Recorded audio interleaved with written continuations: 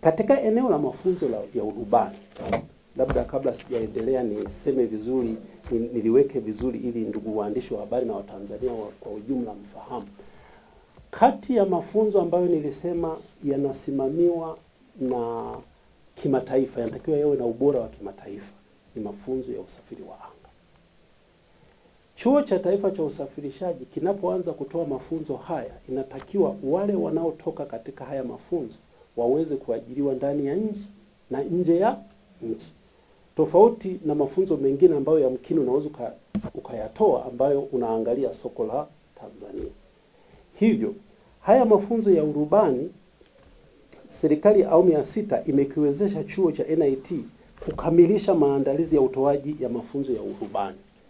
Na niseme tu kwamba ili kupata ithibati ya utoaji wa mafunzo ya urubani, hii inapatikana kutoka kwenye ICAO, International Civil Aviation Organization, ambayo kwa Tanzania inasimamiwa na TCAA. Sasa ili kupata ithibati na kuruhusiwa kuanza kutoa haya mafunzo, lazima chuo kipitie hatua 5. Sasa hizi hatua, kila hatua inahitaji rasilimali mbalimbali ambazo zinatakiwa ziwepo. Chuo chetu cha Taifa cha Usafirishaji, tunaishukuru sana serikali yetu kupitia uongozi thabiti wa Mheshimiwa Dr. Samia Suluhu Hassan, ambapo kati ya hatua zile 5 tumeshakamilisha hatua 4. Na hatua ya 5 ni certification, yani ni kwamba ni kuja kupewa hiyo ithibati na shirika na mamlaka ya TCAA. Na katika hizi hatua zote 5, serikali imewekeza jumla ya bilioni 6 ili kuweza kupita katika zile hatua. Kwa hiyo kwa Mtanzania wa kawaida ni lazima ufahamu kwamba hayo mafunzo bado hayajaanza. Ni yale maandalizi tu ya kupita zile hatua ili tuweze kupata ile ithibati. Serikali imewekeza zaidi ya bilioni 6. Haya ni mafanikio makubwa sana.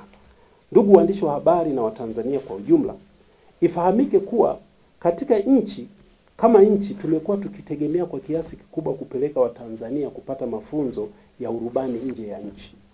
Hivyo, serikali na Watanzania kwa ujumla tumekuwa tukitumia fedha nyingi sana za kigeni kusomesha marubani nje ya nchi.